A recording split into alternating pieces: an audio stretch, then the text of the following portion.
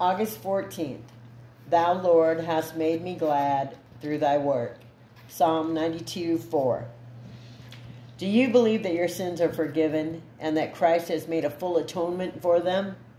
Then what a joyful Christian you ought to be. How you should live above the common trials and troubles of the world.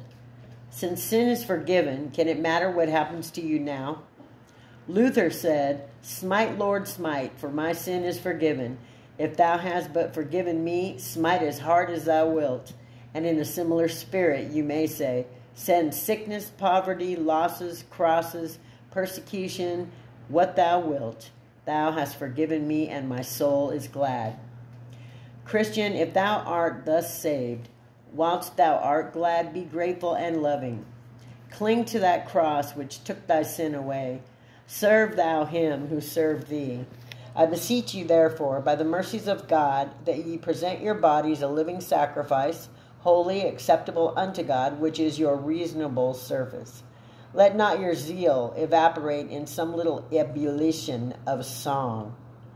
Show your love in expressive tokens. Love the brethren of him who loved you. If there be a Mephibosheth anywhere who is lame or halt, help him for Jonathan's sake. If there be a poor tried believer, weep with him, and bear his cross for the sake of him who wept for thee and carried thy sins. Since thou art thus forgiven freely for Christ's sake, go and tell others the joyful news of pardoning mercy. Be not contented with this unspeakable blessing for thyself alone, but publish abroad the story of the cross.